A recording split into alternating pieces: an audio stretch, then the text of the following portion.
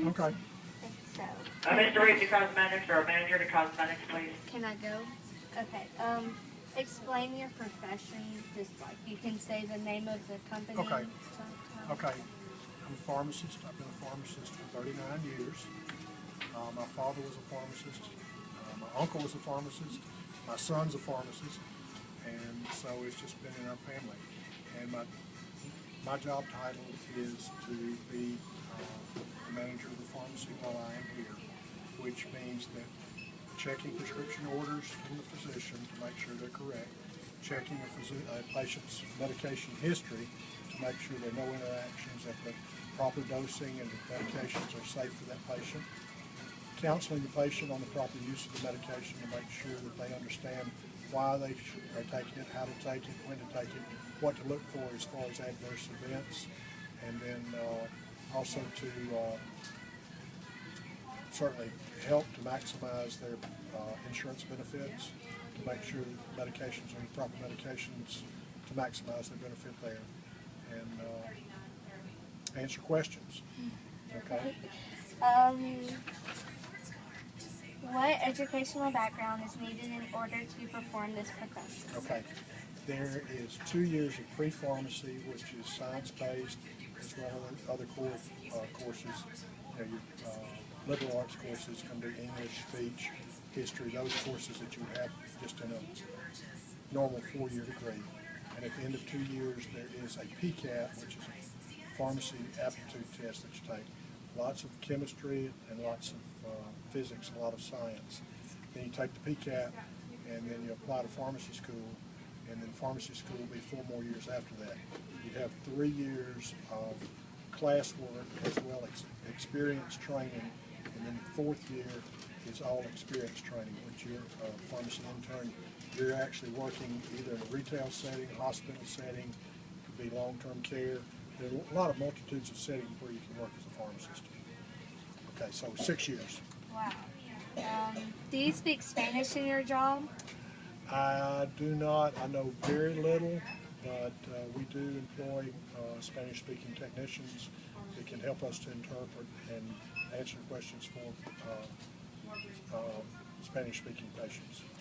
And we are able to put labels in Spanish on the prescriptions. In fact, we've got 29 languages that we can put the labels on. Wow. And then if someone comes in and I don't have someone in the store that can speak a language, we do have a service where I can dial a pharmacist that speaks that language. Vietnamese, Chinese, Japanese, Arabic.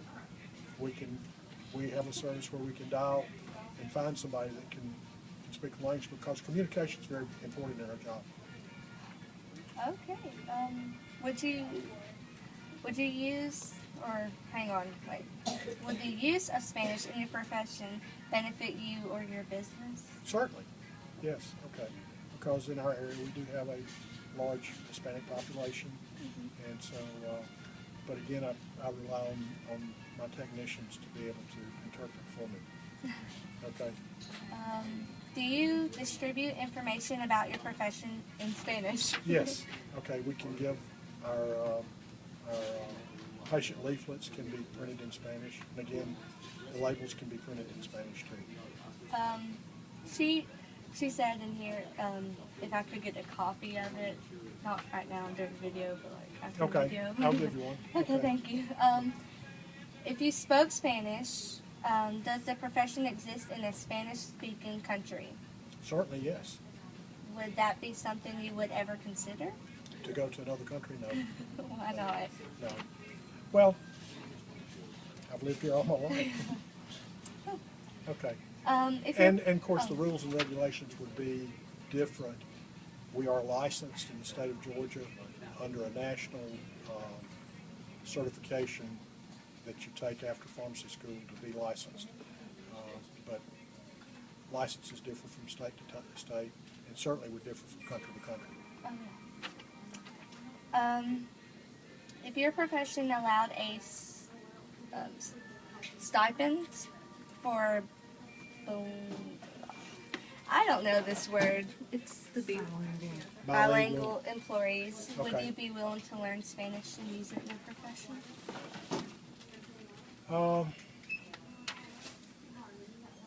I'd be willing to learn minimal in order to, yeah. Okay. Have you ever traveled outside the U.S.? To Canada, that's about it. Did you have any encounters in which it would have been beneficial to speak other languages? Yes. It's French. French? And French in Quebec, okay? And we were in an area that was only French speaking, trying to get gasoline. We said, fill her up, and the guy says, what? You know, so language is important in a global economy. In your opinion, what holds people back from learning another language? Probably don't start early enough. Right? You're taking Spanish early, and you will retain that. I wouldn't retain it. I have taken a medical Spanish course where I picked up just a little bit, just enough to eat by.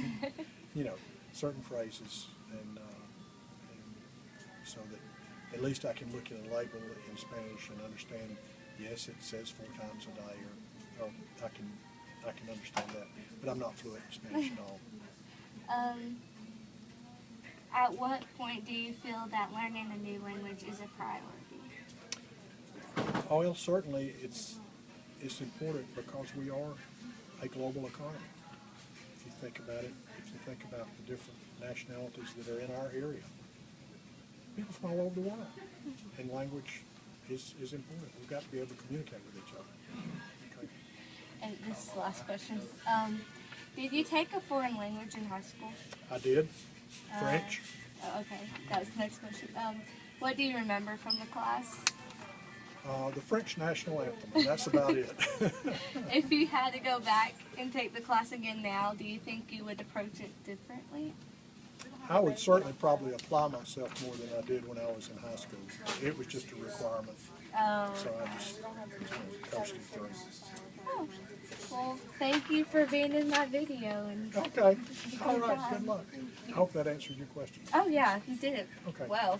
But if you want to go to pharmacy school, it's competitive. It's a good field for a female. What college did you go to?